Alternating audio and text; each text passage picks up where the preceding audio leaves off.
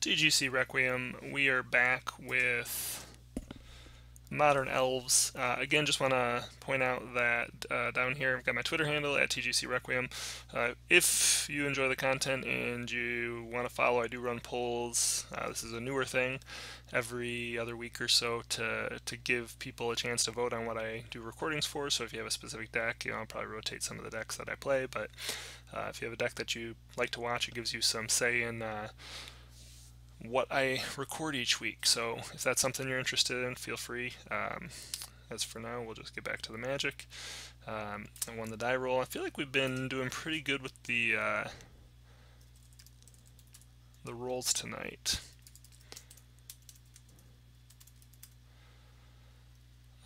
This is a good hand. We're going to keep this one.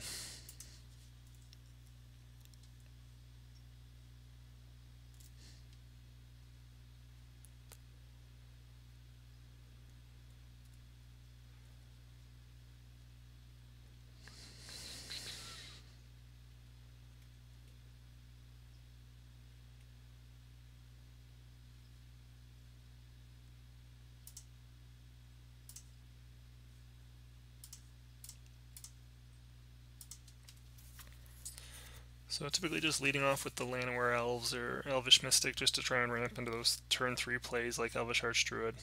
Elvish Archdruid really is like the ideal turn 2 3-drop in this deck. Shaman you really want to hold on till, you can drop them a little bit later. Azuri, kind of similar. Ooh, are we getting another Abzan Company? Maybe we can avoid a single land this go round.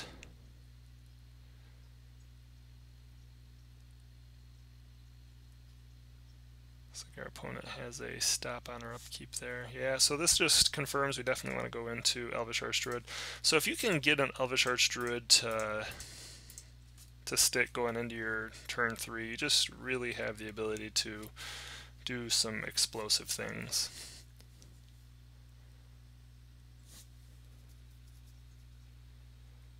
Lotus Cobra, what do we got going on here? Alright, so Lotus Cobra, remind me, whenever a land enters the battlefield under your control, you may add 1 mana of any color to your mana pool.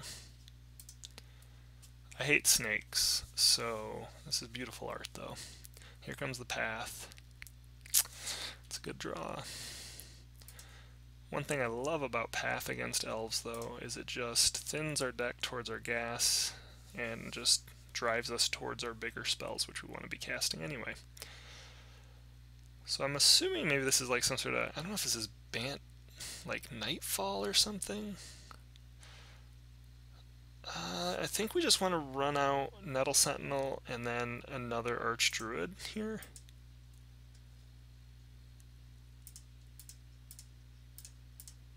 I mean, we certainly could Coco and then see what happens, but this allows us to, again, do the most explosive thing possible next turn, which would be to Elvish Archdruid, Coco, and Shaman of the Pack potentially all in the same turn. Not to say that I definitely can do that, but right now we're looking at 7 mana already.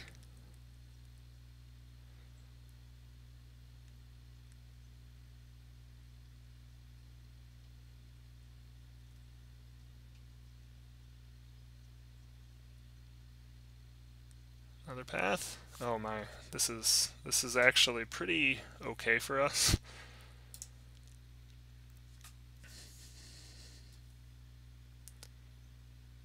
Yeah, so he's gonna go for the attack there. The fact that he doesn't have a land makes me not really care.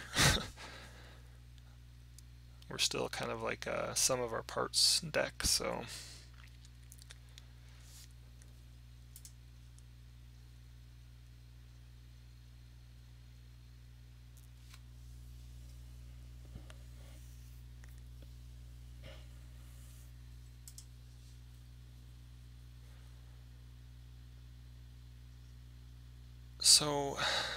the only thing here,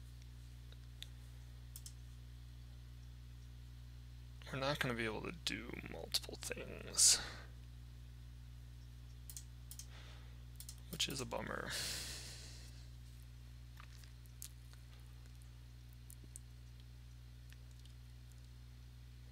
But at the same token, our opponent really...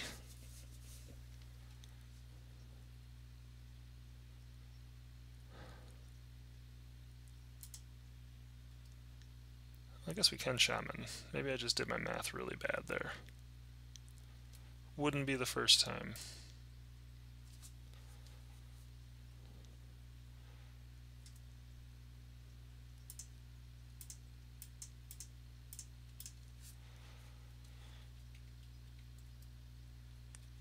Alright, and now we're looking to go into Coco next turn with a ton of mana. So we're actually now in pretty good shape considering... Of course, our opponent's missed a couple land drops. That's great for us.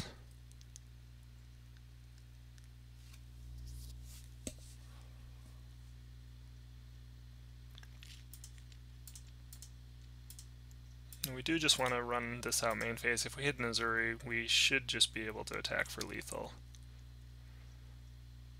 So you have a counterspell here? Spell Queller. I guess I should have thought of that, right? So Bant does that as a thing.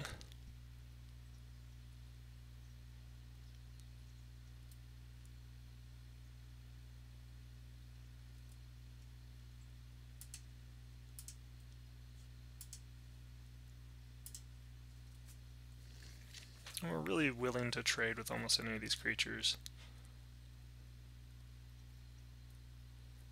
I think for him it would make sense in some regard to block with voice.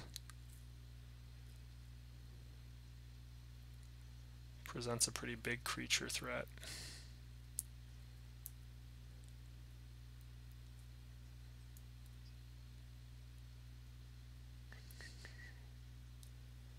There's the retreat. So this is definitely Nightfall. I don't know that I've ever actually played against Nightfall. I play a lot of Magic online. And I don't know that I have ever run into the Bant Knightfall deck.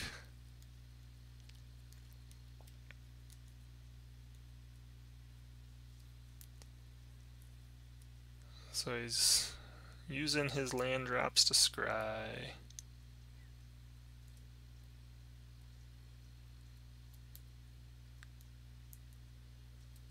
Tireless Tracker seems pretty decent.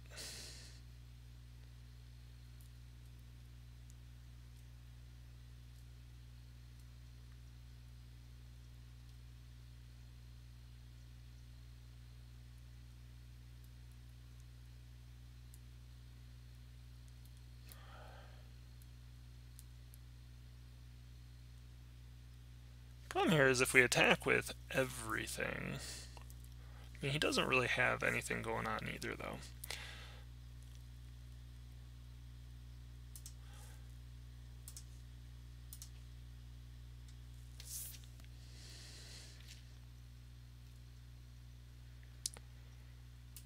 If we attack with the Nettle Sentinel, we're going to have to lose one creature. We potentially trade with another. Tireless Tracker would be the only creature we would trade with, and I think I'm okay with that.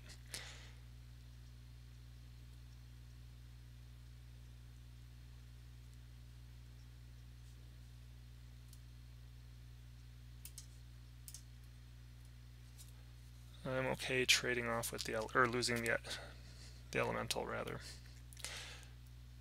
Granted, okay, so he only blocked there, and that's smart because if he loses one of his other creatures, the elemental dies after combat.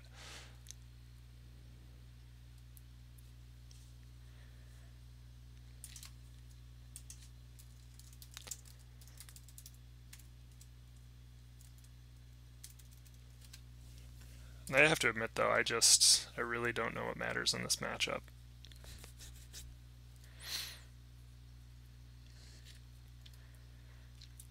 Fetch land plus Tireless Trackers plus Retreat to Core Helm seems like a pretty good little setup.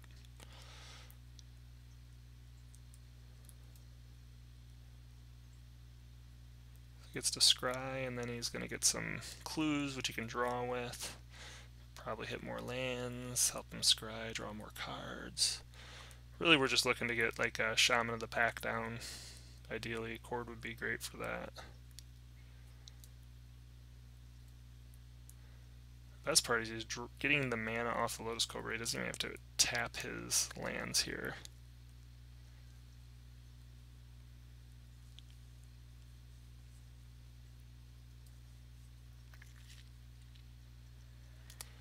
We do have quite a few live draws here.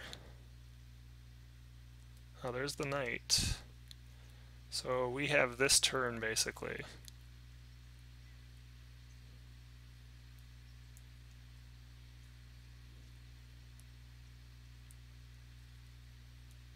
That's not going to do it. So he's going to be able to combo out next turn, as I understand it. We're going to let him, we're going to watch him do it.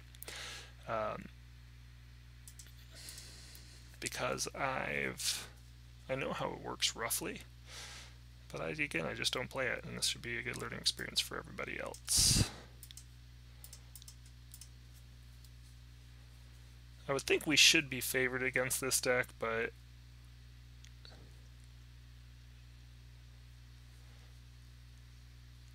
except for maybe its fastest draws, we should be more consistent, but definitely the two paths there were extraordinarily useful, and I probably shouldn't have run the Collect Company out. Didn't think about Spell Queller, again, just from lack of playing against the deck, but as soon as it happened, it was obvious to me, yes, that's right, this deck does run this. I don't think we really can attack into this board at all, so let's watch ourselves get beat.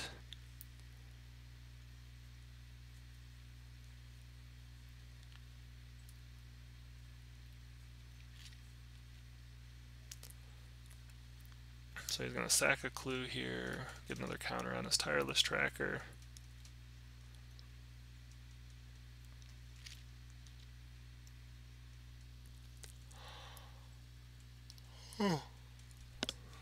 So essentially the gist of it is that he can use the Knight, tap it, sacrifice a Plains or a Forest to go search for another card, land card.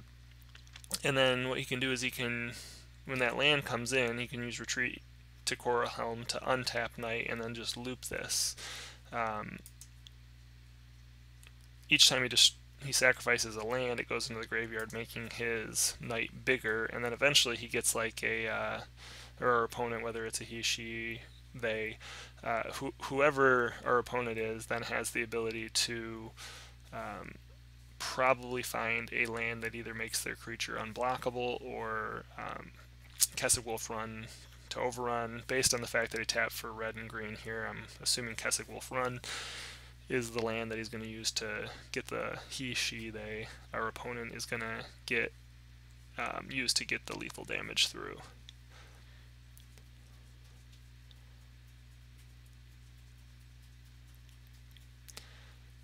So it looks like the opponent is just trying to be oh, now he's going to get, they are going to get double triggers.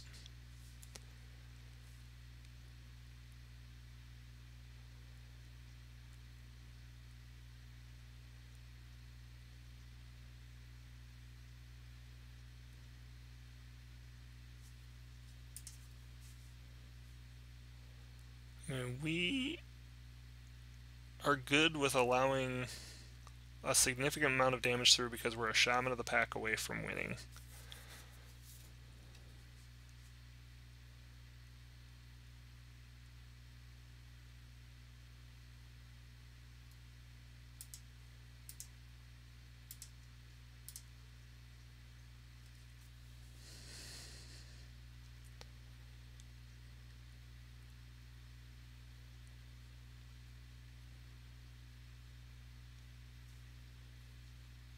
The opponent just must not have felt they had the ability to go for it there for whatever reason.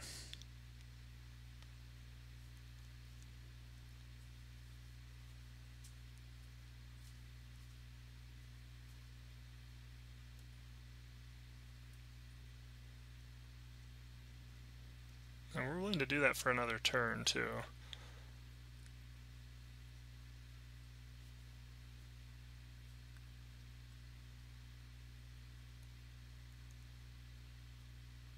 So now on our upkeep, Yeah, I'm really not sure what's going on here. I would have thought that they could have finished us off then. Maybe they're trying to set up a removal spell to get rid of the Archdruid. Oh, they're trying to tap our creatures? Oh, okay. So I think what they're going to do here is the opponent's trying to tap all of our creatures down so we can't attack, which is fine. Our out was not attacking anyway. Our out was drawing a Shaman of the Pack. We have the mana to cast a Chord of Calling, Collected Company, Lead the Stampede, and a Shaman of the Pack, all these things. So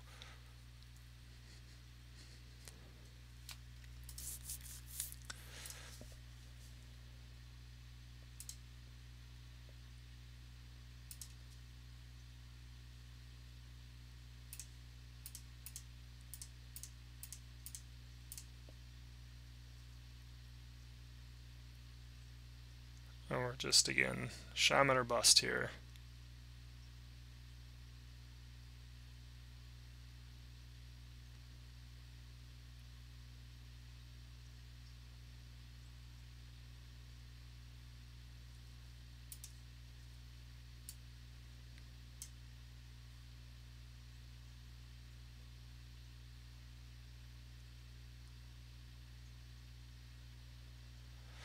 So I wonder if this opponent is going to set up enough mana with Lotus Cobra that they can spell Queller this Collected Company with only 1 mana on the stack.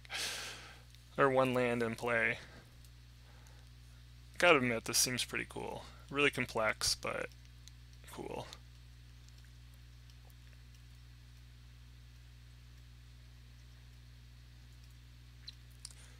A little frustrating to be playing against this, but again, cool. So they just drew a card. So maybe they're just trying to see, again, maybe they're just trying to see if they can get a Spell Queller. Seems like a very clicky deck. Yep, so here comes the next draw. Suppose we probably could have waited to see if they fetched at a different time.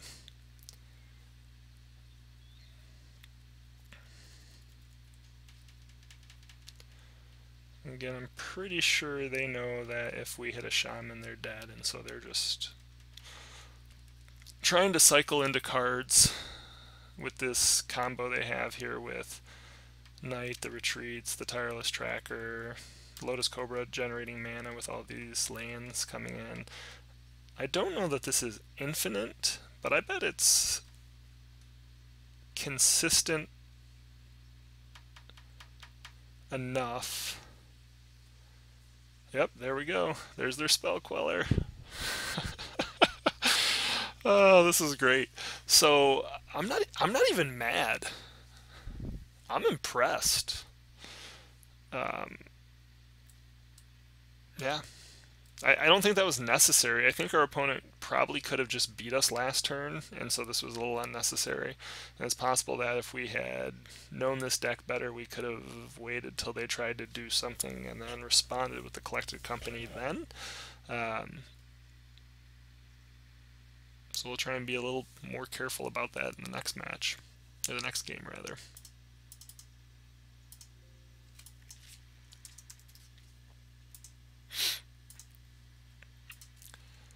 So in the meantime, our opponent is now using this moment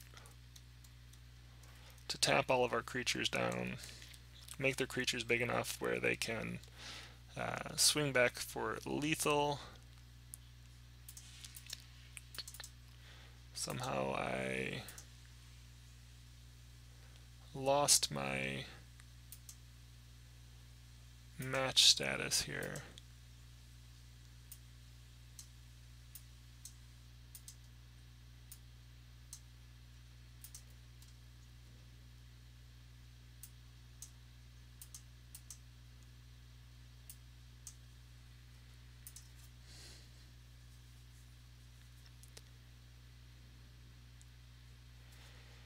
Opponent's going to play this all the way out. Now they have a path on top of their deck.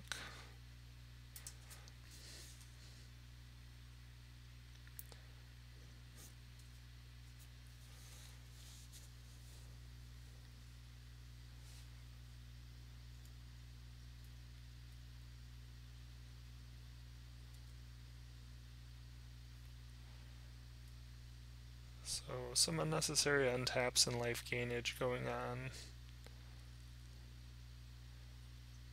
Again, this person should just be attacking, but they want to show off, and that's fine. If they want to burn through their time, we're not going to feel bad if they end up going to time. Alright, there they go. And that's lethal. I think definitely the biggest mistake was playing that first collected company right into the spell queller.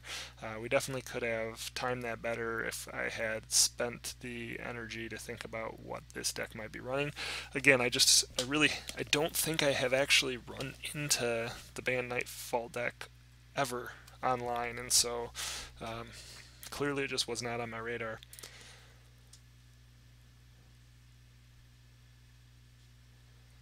So, post board, definitely think we want at least the Abrupt Decays, possibly Dismember. I'm not as big of a fan of Fatal Push here. I do think Court of Calling seems good, better than Lead the Stampede in the situation.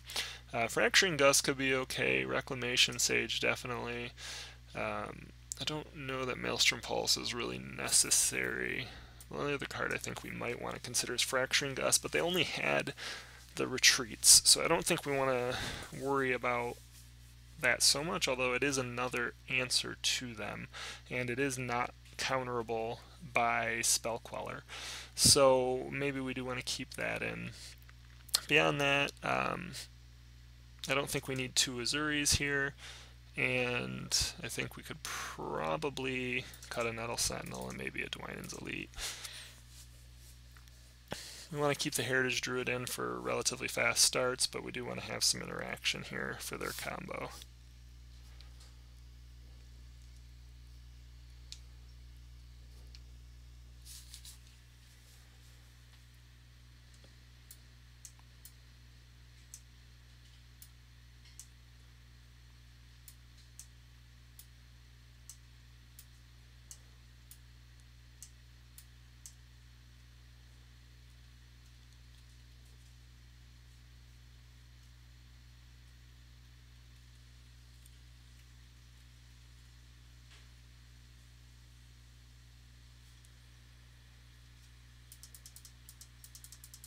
So there's a lot of cool stuff. Obviously, our opponent had kind of everything fall in place for them, including the sloppy opponent. But I mean, they kind of hit all the cards I think they needed to do what they needed to do. Obviously, a lot easier against a deck like Elves that really doesn't run a whole lot of interaction. So I'm not sure, is our opponent just taking this long to figure out how they want to sideboard in the matchup?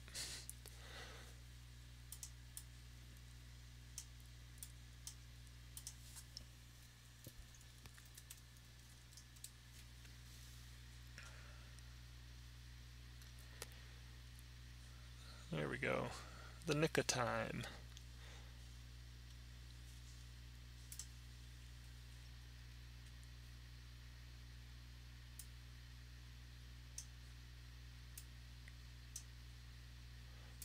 Honestly, I am okay with this. I don't expect their deck to be heavily filled with removal. They are going to have some paths, but the path doesn't really concern us. I'm good with this. We're going to need to draw into some lands, but sometimes that's just the way you need to play with Elves. If you mulligan down your hands too often, you just don't have enough resources to really do anything once you have the lands. So sometimes you just got to play a little tiny bit greedy.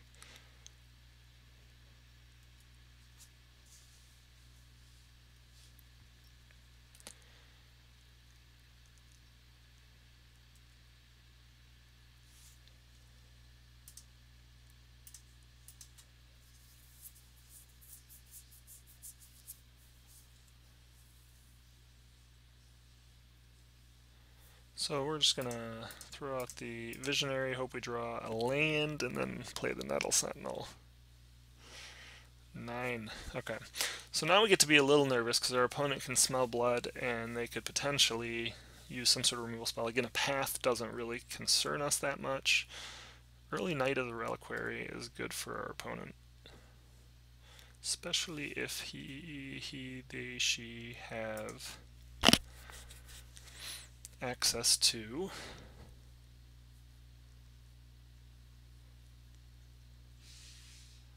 so I think we're actually just going to go Nettle Sentinel here, and then we're going to run out the Dwynen's Elite, get a little wide, and then hopefully we can go into like a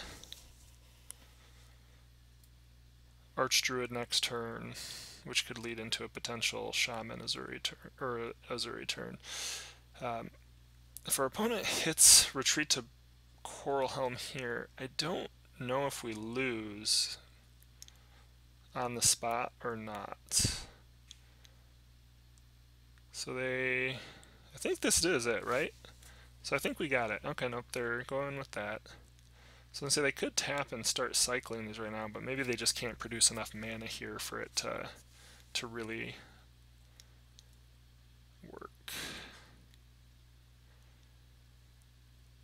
We do have Reclamation Sage to blow up the retreat next turn, which is good. Again, don't know if that's going to matter. Yeah, so the second retreat. So I think we're done now. I think this is game. I think they just beat us turn 3.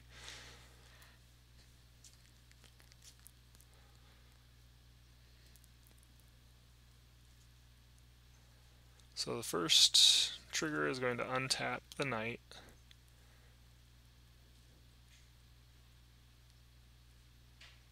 Second one's going to untap the bird. So now the mana production is starting to go on. This is actually pretty sweet. This is a sweet deck. I'm like a kid watching. So now they're generating the mana to get the overrun. And then they're going to start cycling through the lands in their library. So now Windswept Heath, the fetch allows them to untap both creatures again.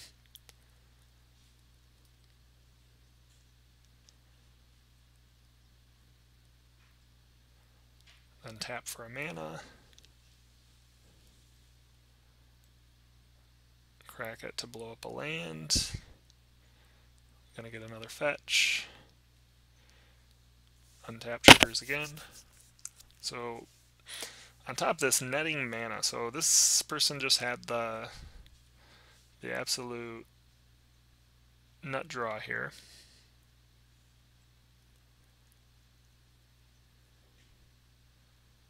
Now, as they start cracking the fetches, they're going to be able to untap some more.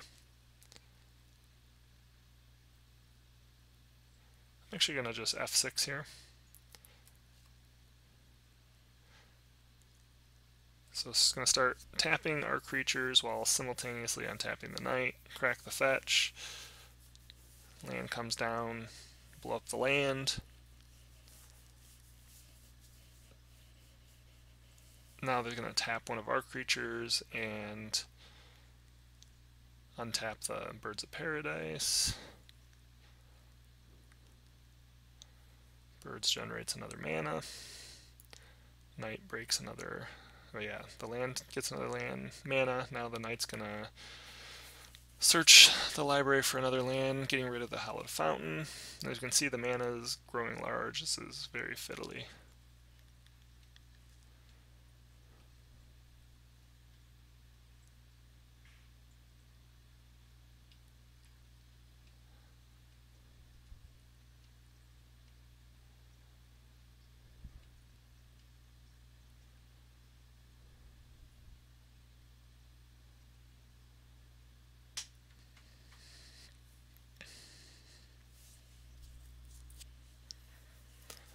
And eventually this should all end with our opponent getting a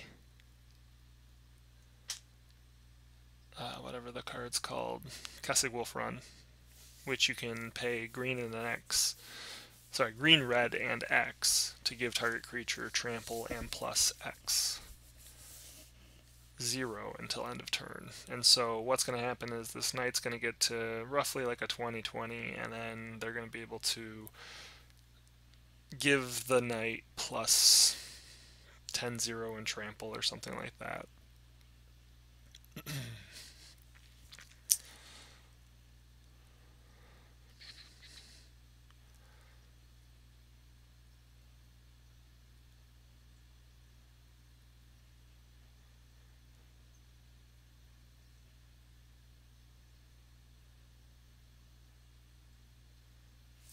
So for what it's worth, while we're waiting for this to go on, I'm going to update this. We finished the league out 2-3, unfortunately, with a 5-7 record.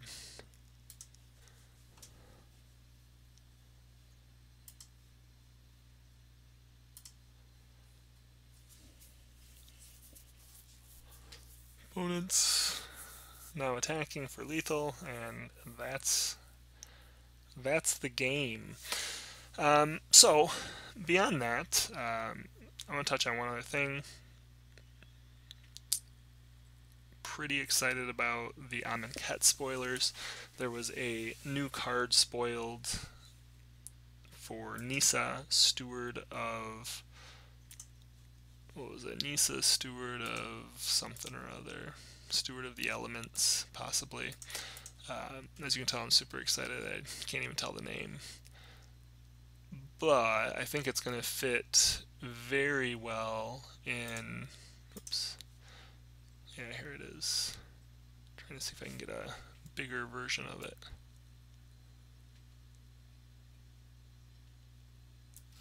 Let me see if I can pull it up on Gatherer.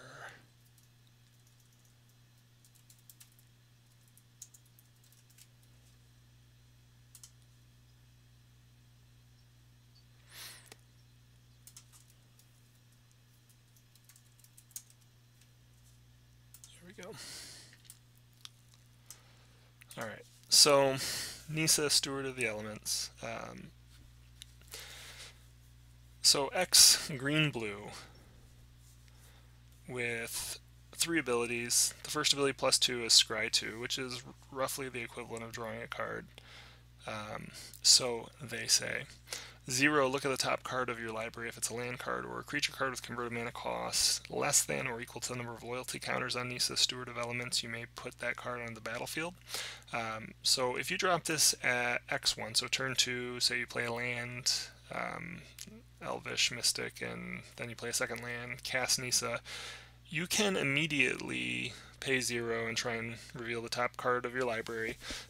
And if it's a land or creature card with converted mana cost less than or equal to 1, put that card on the battlefield. So you're going to get to play your ramp your land, essentially.